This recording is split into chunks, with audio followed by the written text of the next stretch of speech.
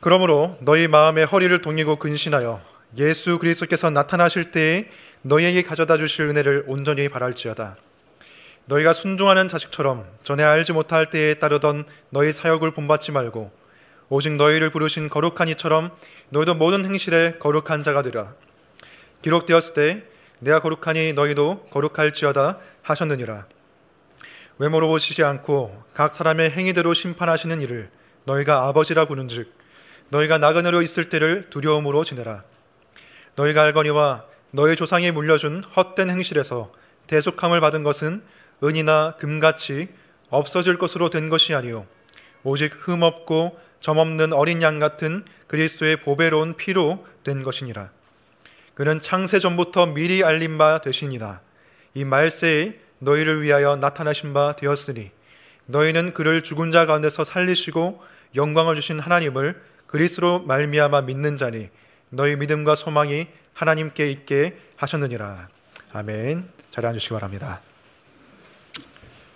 네, 함께 기도하겠습니다. 하나님 참 감사합니다. 우리에게 하나님의 말씀을 주셔서 하나님의 뜻을 알리시고 또한 우리가 하나님께 나아갈 수 있는, 우리가 믿을 바를 알 수 있는 그것들을 알려주시니 감사합니다. 오늘 이 말씀을 통하여서 저희들이 은혜로우신 하나님을 더 알게 해주시고 하나님께 더 가까이 나아갈 수 있게 도와주시며 우리가 거룩한 하나님의 자녀답게 살아갈 수 있는 힘을 받을 수 있게 해주시옵소서. 예수님 이름으로 기도합니다. 아멘. 혹시 여러분들 중에 내가 한번 시간여행을 해보고 싶다 이런 생각을 해보신 적 있으십니까? 저는 종종 그런 생각을 해본 적이 있었는데 이 시간여행이라는 것이 영화나 드라마에서 정말 좋은 소재로 활용되고 있죠. 유명한 백투더퓨처라든지 최근에는 어바웃 타임이라는 그런 영화가 시간여행이라는 것을 소재로 해서 영화를 만들었는데요.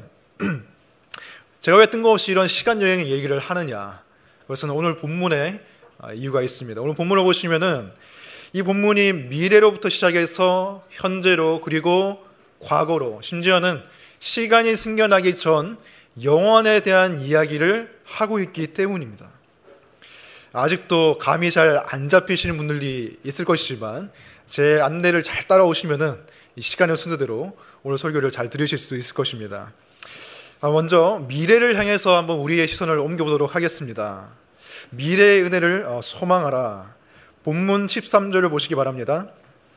그러므로 너희 마음의 허리를 동이고 근신하여 예수 그리스도께서 나타나실 때에 너희에게 가져다 주실 은혜를 온전히 바랄지어다. 여기서 베드로 사도는 우리에게 미래에 그리스도께서 주실 은혜를 바라는데 그냥 바라는 것이 아니라 온전히 바라라고 하고 있습니다. 소망하되 그냥 밍밍한 마음을 소망하는 것이 아니라 흐트러짐 없이 또렷하게 시선을 고정시키고 소망하라고 말하고 있는 것입니다. 우리가 이런 소망을 해야 되는 이유가 무엇인가? 우리가 몇 주 전에 산소망에 대한 이야기를 들은 적이 있습니다. 산소망을 가지고 사는 사람은 그렇지 않은 사람과 구별된 삶을 살아가게 된다는 것이죠.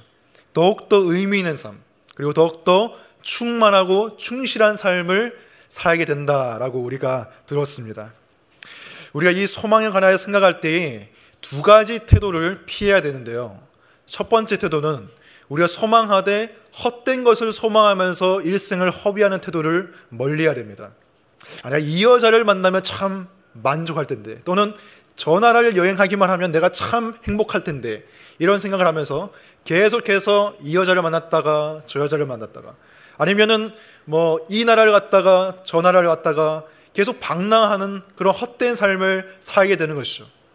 하지만 그 단계마다 만나게 되는 것은 참된 만족이 주어지지 않고 늘 실망감이 찾아온다는 것입니다.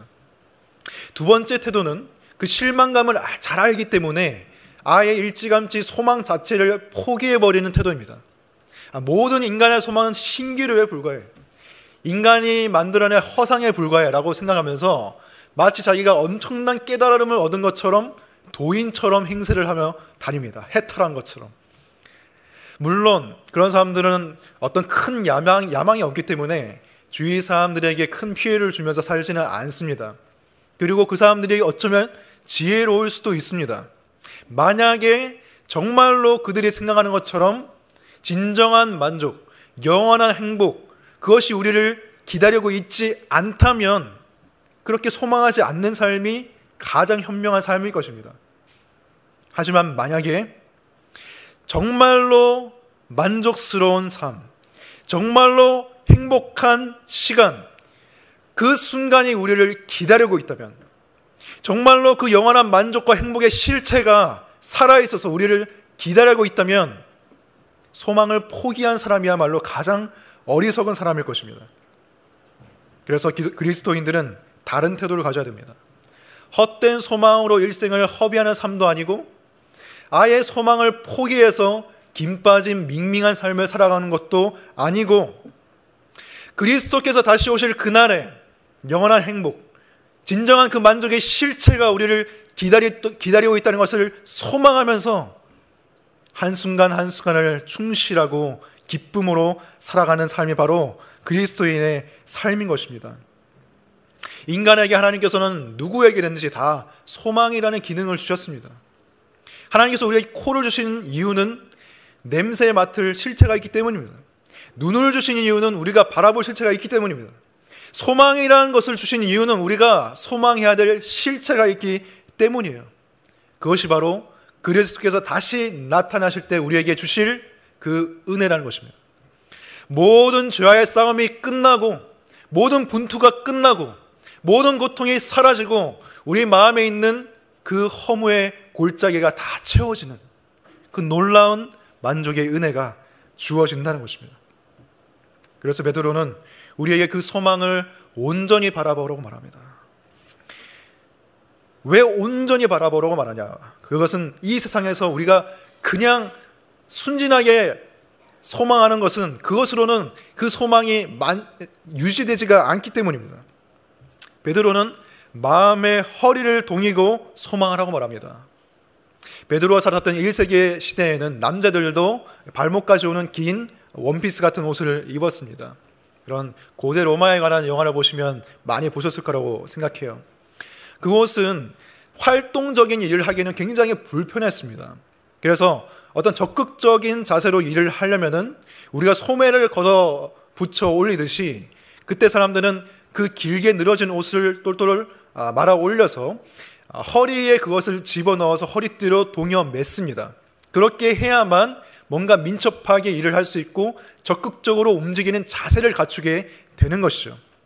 그러므로 베드로가 지금 마음의 허리를 동이라고 하는 것은 우리의 마음에 걸리적거리는 모든 것들, 그런 것들을 동여 매라는 것입니다. 그래야만 우리가 자유롭고 적극적으로 온전히 그 미래의 소망을, 미래의 은혜를 바라볼 수가 있기 때문입니다. 그리고 베드로는 더 나아가서 근신하라고 말합니다. 근신이라는 것은 원어로 봤을 때 술 취하지 않는 또렷한 정신 상태를 말하는 것입니다. 술 취한 사람은 인사불성에 대해서 자기가 해야 되지 말아야 될 말을 하고 그리고 해야 되지 말아야 될 행동을 하게 되죠. 그래서 술 취한 사람에게는 운전대를 맡기지 않습니다. 왜냐하면 술 취한 사람은 안전하게 목적지까지 갈 수 없기 때문에. 마찬가지로 우리의 마음이 뭔가에 취해 있으면, 꼭 술이 아니더라도 뭔가에 취해 있으면 우리가 안전하게 목적지까지, 주님을 다시 뵐 그날까지 우리가 안전하게 갈 수 없다는 것입니다. 요즘의 사람들이 무엇에 과연 마음이 빼앗기고 취하고 사로잡혀 있을까? 너무나 쉽게 발견되는 것은 스마트폰에 사람들이 많이 취해 있다는 것입니다. 그래서 사람들이 하는 행동을 보면 참 우습습니다. 한 손에는 이렇게 커피 잔을 들고 한 손에는 스마트폰을 들고 침대 쪽으로 걸어가요. 침대 쪽으로 걸어가서 스마트폰을 딱 던져야 되는데 커피를 던지는 겁니다. 커피가 다 엎질러졌어요. 치워야 되죠. 근데 안 치웁니다. 한 손에 들고 있는 스마트폰으로 엎질러진 커피의 장면을 포착해서 찍습니다. 그리고 페이스북에 올립니다. 내가 이렇게 정신없이 살아. 이렇게 바쁘게 살아. 이런 바쁜 내가 참 싫다. 이런 식으로 올리면서 자신의 그런 정말 치열하게 살아가고 있는 그 모습을 과시하는 것이죠. 그 사람들은 바쁜 삶에 취해 있습니다. 바쁜 마음에 취해 있습니다. 무한 경쟁사에서 내가 살아남으려면 바쁘게 살아야 돼. 바쁜 일이 없어도 난 만들어서 바빠져야 돼 라고 생각합니다. 그래서 그 외에 다른 일들은 다 인스턴트식으로 처리해버리죠. 그래서 편의점에서 도시락이 많이 팔리고요. 그리고 요즘에는 사람들이 휴식할 때 즉각적인 인스턴트식 휴식을 많이 취합니다. 그것이 바로 SNS고 그것이 바로 유튜브, 넷플릭스 이런 것입니다. 즉각적으로 인스턴트식으로 휴식을 취하고 빨리 머리를 식혀야만 다시 바쁨의 모드로 돌아갈 수 있기 때문에 사람들이 그렇게 하는 것이죠. 다 사람들이 어딘가에 취해 있습니다. 사람들이 다 어딘가에 사로잡혀 있습니다.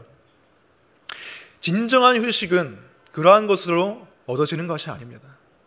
미래의 하나님께서 주실 은혜, 그리스도께서 다시 나타나셨을 때 우리에게 가져다 주실 그 은혜를 소망함으로써 진정한 소망이, 진정한 휴식이 우리 안에 생겨나게 되는 것이죠. 미래의 관점에서 우리의 현재 삶을 조망할 때 우리의 현재 삶이 밝게 드러나게 되고 정리가 되는 것입니다. 산 정상에 올라가서 아래에 있는 사람들을 바라보면 자동차가 바삐 움직이고 사람들이 바삐 움직이는데 그 모습이 참 가련하게 느껴지죠. 사람들이 왜 저렇게 바쁘게 돌아다니고 숨막히게 살아갈까? 이 위에서 보면 다 그냥 작아 보이는데, 마찬가지로 미래의 관점에서 그리스도께 다시 오실 그날 앞에 우리가 섰을 것을 생각하면서 현재를 생각하면 무엇이 정말 중요한 것인지 우리가 생각할 수 있게 됩니다. 내가 이 바쁘게 살아가는 속에서 정말 중요한 일을 하고 있을까? 그리스도께서 다시 나타나셨을 때 우리에게 칭찬하실 그것을 내가 행하고 있는지, 아니면 내가 부끄러워할 그 일들을 내가 지금 행하고 있는지, 그것을 생각하면서 우리가 삶을 정리해 나가면 똑같은 일을 하더라도 마음에 여유가 생기고 똑같은 일을 하더라도 소망을 품고 활력 있게 살아갈 수가 있는 것이죠. 미래의 은혜를 소망하시기 바랍니다. 소망할 때 그냥 소망하지 마시고 마음의 허리를 동이고 근신해서 소망하시기 바랍니다. 소망은 관망하는 게 아닙니다. 소망은 적극적인 태도입니다. 그냥 늘어져서 누워서 흐리멍텅하게 있는 사람한테는 소망이 주어지지 않습니다. 소망이 유지되지 않습니다. 소망은 적극적으로 미래의 은혜를 바라보는 사람에게 임하는 것이 소망입니다. 여러분, 마귀가 얼마나 우리의 소망을 꺾기 위해서 열심히 돌아다니는지 아십니까? 베드로전서 5장 8절을 보시면 근신하라 깨어라 너희 대적 마귀가 우는 사자같이 두루다니며 삼킬 자를 찾나니라고 말합니다. 지금도 마귀가 허리를 동이고 근신하여서 우리의 소망을 꺾으려고 노력하고 있습니다. 허르슨 테일러라는 선교사님이 이렇게 말했습니다. 우리가 성경을 읽으려고 할 때 사탄은 언제나 다른 일들로 주의를 흐트러뜨린다.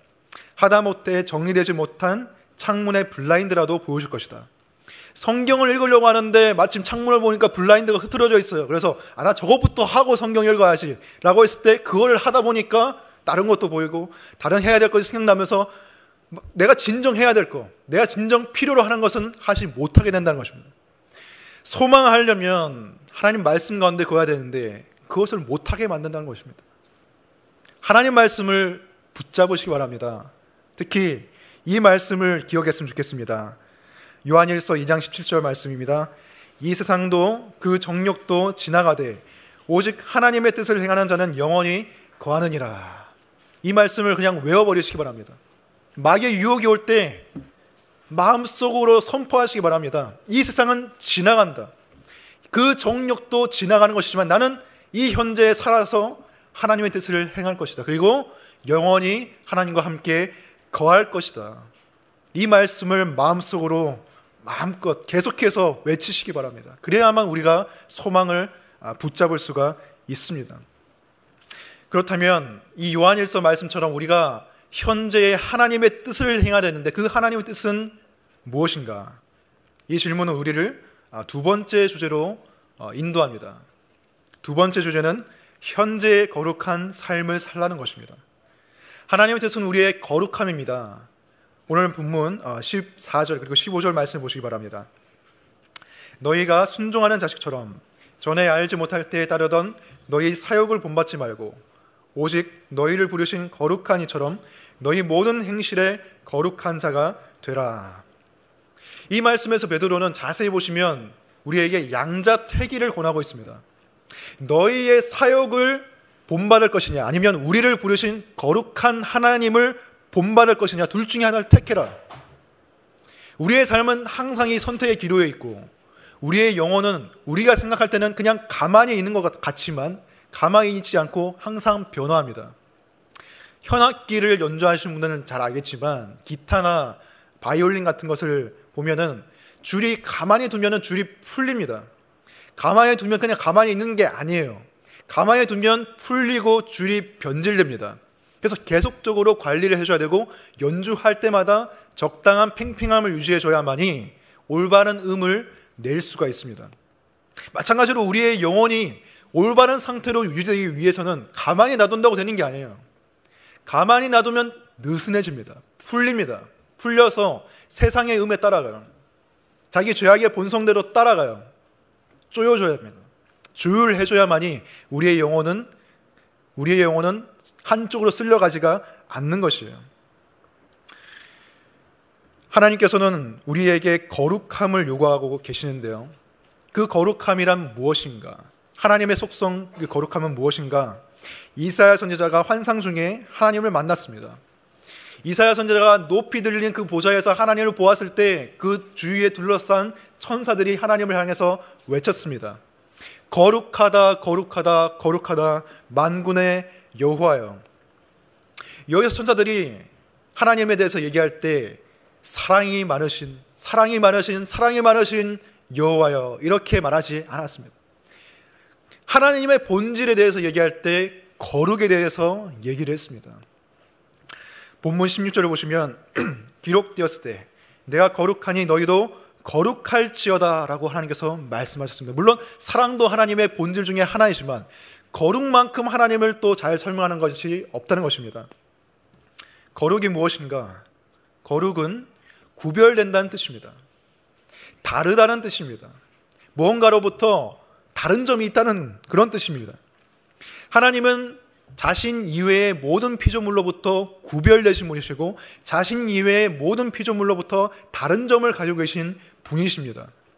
하나님만이 창조자이시고 그 외의 모든 것은 하나님으로부터 창조된 피조물이라는 점에서 하나님께서는 거룩하십니다.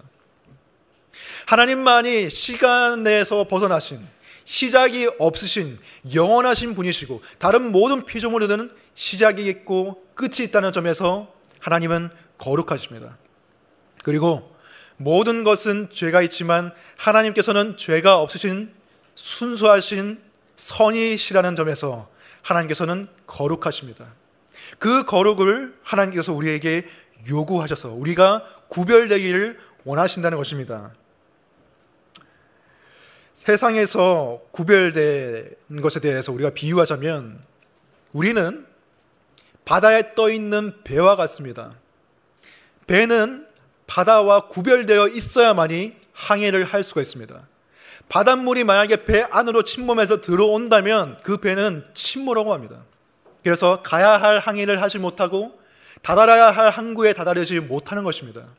마찬가지로 우리는 세상 위에 있습니다. 세상 안에서 살아가고 있습니다. 하지만 세상에서 구별되어야만 합니다. 만약에 세상의 물결이 우리 안으로, 우리의 영혼 안으로 침범해서 들어오면 우리는 빠져 죽고 맙니다. 안전하게 우리가 다다라야 할 그 소망의 항구에 다다르지 못하는 것입니다. 하나님께서는 우리가 다다라야 할 그 소망의 항구, 그 끝 지점에서 우리를 기다리고 계시는 분이시고, 거기서 모든 사람에 대해서, 죽은 자와 산 자에 대해서 재판하실 심판장으로 계시는 분이 바로 하나님이십니다. 17절에서 하나님을 무엇이라고 부르고 있습니까? 외모로 보시지 않고 각 사람의 행위대로 심판하시는 이라고 말합니다. 하나님께서 외모로 사람을 보지 않는다는 말은 사람의 외적인 조건에 따라서 하나님의 심판의 결과가 결코 달라지지 않는다는 말입니다. 인간 재판장은 재판할 때 인간의 외적인 조건을 사실 봅니다. 그거를 말하는 것이 지금 요즘에 이슈가 되고 있는 사법농단이죠. 그것 때문에 지금 우리나라가 난리 뒤집어졌습니다. 사람들은 심판이라는 단어를 사실 싫어합니다. 하나님이 심판하신다, 불쾌하게 여깁니다. 하지만 심판이 나쁜 것이 아닙니다. 불공정한 심판이 나쁜 것입니다. 지금 시대의 사람들은 오히려 언제쯤 공정한 심판이 이루어질까를 고대하고 있습니다. 그 고대가 하나님의 그 마지막 날, 마지막 심판대에서 완전히 이루어질 것입니다. 하나님께서는 인간의 외적인 조건이 아니라 사람의 행동에 따라서 심판하신다고 말하고 있습니다. 그 사람이 목사라고 봐주지 않습니다. 3대째 몇 대째 믿음의 가문이라고 해서 봐주지 않습니다. 겉으로 거룩한 척 한다고 해서 하나님이 속는 분이 아닙니다. 하나님은 엄격하게 공정하게 행위에 따라서 심판하신다고 말하고 있습니다. 그렇기 때문에 베드로는 너희가 나그네로 있을 때를 두려움으로 지내라 라고 말하고 있습니다. 여러분, 우리는 방랑자가 아닙니다. 우리는 나그네입니다. 우리는 그냥 정처 없이 떠돌다가 그냥 영원히 구천을 헤매는 그런 운명이 아닙니다. 우리는 운명이 정해져 있습니다. 가야 할 곳이 정해져 있는 나그네입니다. 방랑자가 아닙니다. 그 끝에서 하나님께서 우리를 심판하시는데, 어떤 사람들은 우리가 이미 구원받았기 때문에, 예수 그리스도를 믿고 있기 때문에 어떤 심판의 절차도 거치지 않고 심판대를 거치지 않고 바로 천국으로 직행한다라고 생각을 합니다. 하지만 그것은 착각입니다. 로마서 14장 10절을 보시기 바랍니다.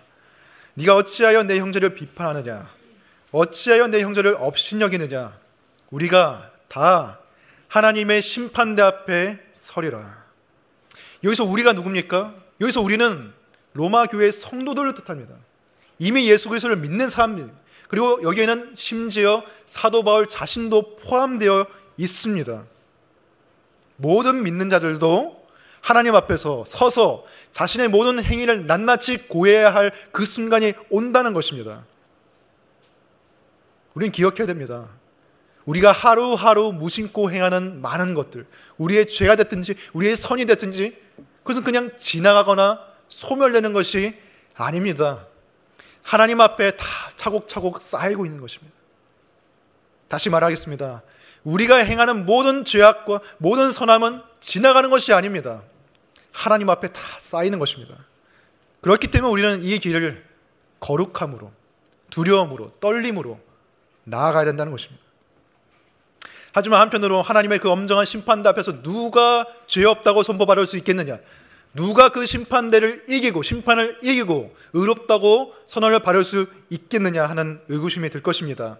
그럼 누가 자신의 의로움으로 그 영원한 형벌을 피할 수 있을까 생각되실 수 있습니다. 하지만 어디까지나 다행히도 우리가 받는 심판은 하나님의 자녀로서 받는 심판입니다. 아버지 하나님께서는 그 자녀를 영원한 형벌에 처하게 하실 분이 아닙니다. 17절에서 베드로는 하나님을 심판하시는 분이라고 말하면서 동시에 그분을 너희가 아버지라 부른즉이라고 말합니다. 하나님은 재판장이시면서 동시에 자애로운 아버지이십니다. 그렇기 때문에 우리가 그 앞에서 가지는 두려움이라는 것은 공포에 벌벌 떠는 그런 종류의 두려움이 아닙니다. 완전히 다른 종류의 두려움입니다. 우리가 죄를 지을 때 그것은 단지 하나님께서 우리에게 주신 법을 어긴 차원이 아닙니다. 우리가 죄를 지을 때 우리는 법을 깨뜨리는 동시에 하나님의 마음을 깨뜨리는 것입니다. 예레미야 31장 20절을 보시기 바랍니다. 에브라임은 나의 사랑하는 아들, 기뻐하는 자식이 아니냐. 내가 그를 책망하여 말할 때마다 깊이 생각하노라. 그러므로 그를 위하여 내 창자가 들끓으니 내가 반드시 그를 불쌍히 여기리라. 여호와의 말씀이니라. 에브라임, 즉 이스라엘이 가증스러운 우상 숭배의 범죄를 저질렀을 때 하나님께서 그들을 보시고 책망하시는데 그냥 충동적으로 다혈질적으로 책망하시고 혼내시는 게 아닙니다. 보시면 내가 그를 책망할 때마다 깊이 생각하노라라고 말합니다. 하나님의 죄에 대한 분노는 충동적인 것이 아닙니다. 깊은 하나님의 뜻, 깊은 하나님의 생각에서 나온 것입니다. 그리고 하나님은 그들을 생각할 때에 그들이 너무 불쌍해서 그들을 긍휼히 여기는 마음 때문에 하나님의 창자가 들끓는다고 말합니다. 우리 아픈 마음을 묘사할 때 창자가 끊어지는 고통이라고 말하는데 하나님은 그 고통을, 하나님의 사랑하는 그 자녀가 죄를 지을 때, 하나님의 법을 깨뜨릴 때 하나님의 마음이 깨어지는 그 고통을 하나님께서 경험하신다는 것입니다. 예를 들어서 불량식품을 너무 좋아하는 아이가 있다고 생각해 봅시다. 부모님이 아이가 불량식품을 끊기 원하는 마음에서 법을 정합니다. 규칙을 정합니다. 너 한 번만 더 불량식품 먹으면 쫓겨날 줄 알아. 매 맞을 줄 알아. 그 아이는 겁이 나서 두려워서 불량식품을 멀리합니다. 하지만 여전히 불량식품을 좋아하죠. 안 좋아해서 멀리하는 게 아닙니다. 두려워서 멀리하는 것입니다. 근데 부모님께 발각되지 않을 가능성이 있는 날에는 몰래 불량식품을 사 먹습니다. 근데 그런 날이 하루, 이틀, 일주일 지속되면서 불량식품을 너무 많이 먹게 된 거예요. 그래서 몸이 다 망가졌어요. 배가 너무 아파서 병원에 갔습니다. 수술해야 된다고 말합니다. 수술했습니다. 그 소식을 듣고 부모님이 달려오십니다. 부모님 달려오셔서 너 불량식품 많이 먹어서 이렇게 됐구나. 한 대 맞자. 이런 부모님이 있겠습니까? 아닙니다. 없죠. 부모님이 눈물 흘리면서 너 왜 이렇게 됐니? 왜 이렇게 아프니? 그래서 빠듯한 살림에도 불구하고 돈을 아껴서 치료비를 감당하고 생계 때문에 너무 바쁜 시간을 쪼개서 짬을 내서 아이를 간호해 줍니다. 그 부모님의 아픈 마음, 아픈 고통스러운 모습을 보면서 아이가 무슨 생각을 하겠습니까? 이제 다시는 불량식품 안 먹어야지. 다시는 부모님 내가 아프게 하지 말아야지. 이 생각을 하게 될 거예요. 그래서 더 이상 불량식품에 대한 매력이 느껴지지가 않는 겁니다. 이 불량식품은 나를 아프게 했던 것이고 뿐만 아니라 내 부모님의 마음을 깨뜨린 것이기 때문에 나는 다시는 손대지 말아야지라고 생각하는 거예요. 이 마음이 우리가 가져야 될 그리스도인의 마음이고 이 마음이 우리가 회개할 때 가져야 될 마음입니다. 하나님의 마음의 그 아픔이 우리에게 조금이라도 느껴질 때 우리는 비로소 그때 진정한 회개를 시작할 수가 있는 거예요. 내가 벌 받겠구나. 그래서 회개하는 것은 진정한 회개가 아닙니다. 하나님의 마음이 찢어지기 때문에 내 마음의 옷을 찢으면서 회개하는 것이 바로 진정한 회개입니다. 아까 말씀드렸듯이 하나님께서는 재판장이시면서 동시에 아버지가 되십니다. 그런데 그 거룩하신 재판장이 어떻게 죄 많은 우리의 아버지가 되셨는지, 그리고 그 아버지가 되시기 위해서 어떤 값을 치르셨는지는 아직 말하지 않았습니다. 그것은 우리를 세 번째 주제로 인도해 줍니다. 세 번째는 과거의 은혜를 기억하는 것입니다. 과거에 이루어진 구원의 은혜를 생각하는 것입니다. 본문 18절을 보시기 바랍니다. 너희가 알거니와 너희 조상이 물려준 헛된 행실에서 대속함을 받은 것은 은이나 금같이 없어질 것으로 된 것이 아니요. 베드로는 성도들에게 말합니다. 너희는 조상들에게 물려받은 헛된 행실에서 대속함을 받았다. 대속이라는 것은 노예 시장에서 노예를 값을 주고 해방시킬 때 쓰는 단어가 바로 대속입니다. 노예가 값을 치르고 해방될 때 그것은 대속되었다고 말합니다. 여기서 헛된 행실이란 무엇인가? 헛된 행실은 예레미야 16장 19절에서 설명을 해주고 있습니다. 우리 조상들의 계승한 바는 허망하고 거짓되고 무익한 것뿐이라. 사람이 어찌 신 아닌 것을 자기의 신으로 삼겠나이까 하리이다. 하나님이 아닌 것을 자신으로 신으로 삼는 것, 진정한 구원을 줄 수 없는 것을 자신의 구원자로 여기는 것, 진정한 만족을 줄 수 없는 것을 계속해서 쫓아가는 것, 그것이 바로 우상 숭배이고 헛된 행실입니다. 그런데 이것이 베드로 시대에만 있던 것이 아니고 그 이전부터 아주 오래전부터 어쩌면 타락한 이후로부터 조상에게서 후손으로, 아버지에게서 아들로 계속해서 대대로 이어져 내려오면서 지금까지 현대에 이르기까지 사람들이 빠져있는 것이 바로 이 우상 숭배입니다. 요즘 가장 인기 많은 드라마가 바로 스카이캐슬이라는 드라마인데, 이 드라마가 인기 있는 이유는 배우들의 연기가 훌륭한 것도 있겠지만 가장 중요한 점은 현대의 세태, 현대의 문제점을 가장 노골적으로 정직하게 보여주고 있기 때문입니다. 드라마의 주인공들은 다 명문 사립대 교수의 가족들입니다. 그 중에 한 가족은 3대째 의사 가문을 만들어야겠다는 그 생각에 사로잡혀 있습니다. 그래서 아이에게 수십억짜리 과외를 시키는데요. 그 과외를 입시 코디라고 합니다. 입시 코디를 붙여서 그 입시 코디는 100% 확률로 아이를 서울대 의대로 보낼 수 있다고 말합니다. 근데 그것이 어떻게 만들어지느냐? 아이들에게 과도한 경쟁심을 불러일으키고 심지어는 부모에 대한 복수심 또는 문제적 유출, 더 나아가서는 살인까지 저지르면서 그것을 이루려고 하기 때문입니다. 그 많은 죄악들이 어떻게 정당화되느냐? 그것은 자녀를 사랑하는 부모의 마음 때문에 정당화되는 거예요. 그것이 나쁜 것은 아니지만 지나친 것이 될 때 다른 모든 죄악을 정당화시키는 무시무시한 우상이 될 수 있다는 것을 드라마는 말해주고 있습니다. 그리고 이 드라마에서 그 가정이 기독교 집안으로 나옵니다. 세상 사람들이 봤을 때 기독교인들도 구원자를 예수 그리스도로 말은 하지만 실제로는 성공을, 돈을, 사회적 지위를, 자녀 교육을 구원으로 삼고 있다는 것, 그걸 고발하고 있는 것입니다. 베드로는 이런 헛된 행실에서 우리가 대속함을 받았다고 말합니다.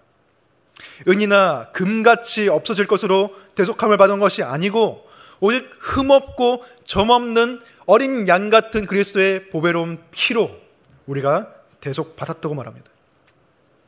이것이 복음입니다. 이것이 우리가 거룩하게 살아야 될 이유입니다. 이것이 우리로 하여금 거룩하게 살 수 있도록 만드는 힘이고 원동력입니다. 우리가 왜 거룩하게 살아야 하느냐? 그리스도께서 자신의 보배로운 피를 우리 대신에 흘리셨기 때문입니다. 우리가 받아야 할 죄값을 그리스도께서 대신 떠안으시고 십자가에서 돌아가셨기 때문에 우리는 거룩한 삶을 향해서 나아가야 된다는 것입니다. 그럼에도 불구하고 우리가 이전의 행실을 계속 고집한다면 그것은 그리스도의 보혈의 가치를 짓밟는 것입니다. 부정하는 것입니다. 뿐만 아니라 자신의 스스로의 가치를 부정하는 것입니다.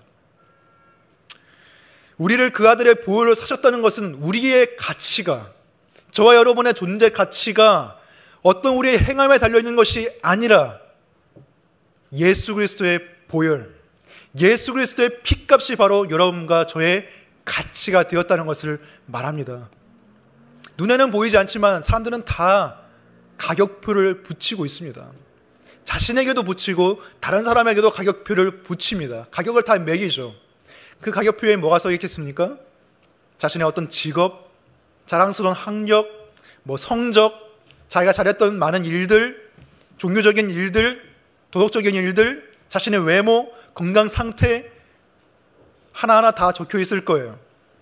하지만 그 가격은 변동될 수밖에 없습니다. 고정된 것이 아닙니다. 때로는 모든 사람들이 부러워할 만큼 높은 가격이 매겨져 있을 수도 있습니다. 하지만 사람들에게 정말 부끄러울 정도의 비참한 저렴한 가격이 매겨져 있을 수도 있습니다. 대부분의 사람들이 가지고 있는 가격표가 그렇습니다. 2월 상품이 유행이 지나면 가격이 완전히 떨어지는 것처럼 우리도 시간이 지남에 따라서, 세월의 흐름에 따라서, 늙어감에 따라서 우리가 가지고 있는 가격이 다 내려가게 돼 있는 거예요. 하지만 여러분이 정말 복음을 믿는다면, 우리가 대속함을 받은 것이 은과 금이 아니라 그리스도의 보배로운 피로 대속함을 받았다는 것을 여러분이 믿는다면 여러분의 가격표는 바뀌게 됩니다. 하지만 거기에는 가격이 적혀있지 않을 거예요. 왜? 가치로 환산할 수 없기 때문에, 이 세상에 수치로 환산할 수 없는 그리스도의 보혈이 우리의 가치가 되었기 때문입니다. 그렇기 때문에 여러분 절대로 위축되지 마시기 바랍니다. 여러분이 어떤 사회적 지위에 있든지 어떤 경제적인 수준에 있든지 간에 어깨를 당당히 펴시고 담대하고 자랑스럽게 살아가시기 바랍니다. 동시에 우리가 또 기억해야 될 것은 여러분 주위에 있는 지체들, 지금 옆에 앉아있는 지체들이 여러분과 동일하게 그리스도의 보배로운 피값으로 대속함을 받은 자들이라는 것입니다. 내가 그리스도의 피값만큼 보배롭고 존귀한 자라면 여러분 옆에 있는 사람도 똑같습니다. 절대로 무시해서는 안 되고 절대로 교만해져서는 안 됩니다. 누구도 그렇게 할 수가 없습니다. 그리고 이것을 생각해 봅시다. 여러분이 지금 빠져있는 죄는 무엇입니까? 무엇에 사로잡혀 있고 무엇에 취해 있습니까? 무엇이 여러분의 거룩함을 방해하고 있습니까? 남몰래 아무도 모르지만 행하고 있는 죄가 있습니까? 남몰래 들어가는 사이트가 있습니까? 남몰래 자신만이 알고 있는 은밀한 죄가 있습니까? 저는 모르지만 우리 안에 있는 어떤 교만, 음란, 탐욕, 미움, 아까 말했던 형제에 대한 비난, 교만, 이런 것들이 우리를 사로잡고 있을 것입니다. 그런데 만일 누군가가 여러분에게 은과 금을 모아서 금괴를 들이밀면서 이것을 다 줄 테니까 내일부터 당장 그 죄를 그만두시오, 그 짓들을 그만두시오라고 말한다면 여러분 어떻게 반응하시겠습니까? 이거 너무 감사합니다. 정말 나한테 필요했었는데 내가 당장 내일부터 모든 죄들을 다 그만두겠습니다 라고 말할 분들이 있을지 모르겠습니다. 하지만 베드로는 분명히 말하고 있습니다. 우리가 그 헛된 행실에서 대속함을 받은 것은 썩어져 없어질 은과 금으로 된 것이 아니에요. 흠없고 점없는 보배로운 어린 양의 피, 그리스도의 피로 된 것이라고 말하고 있습니다. 그 피를 값싸게 만들지 마시기 바랍니다. 그 피의 가치를 싸구려로 만들지 마시기 바랍니다. 그 은혜는 우리에게 거저 주어졌지만 그렇다고 저렴한 것이 아닙니다. 값비싼 그리스도의 피입니다. 우리의 죄로 그것을 값싸게 만들어서는 안 될 것입니다. 오늘 말씀을 정리하도록 하겠습니다. 우리가 미래에 다시 오실 예수께서 가져다 주실 그 은혜를 소망하는 것, 그리고 현재 거룩한 삶을 사는 성도가 된 것, 그리고 과거에 베풀어 주신 그 그리스도의 보혈의 은혜, 그것을 기억하며 살아가는 것, 그것은 이미 창세 전부터, 시간이 생기기 전부터 결정되었던, 계획되었던 것입니다. 오늘 말씀 20절, 21절을 보시기 바랍니다. 그는 창세 전부터 미리 알림 받으시니라. 이 말세에 너희를 위하여 나타내신 바 되었으니 너희는 그를 죽은 자 가운데서 살리시고 영광을 주신 하나님을 그리스도로 말미암아 믿는 자니 너희 믿음과 소망이 하나님께 있게 하셨느니라. 아멘.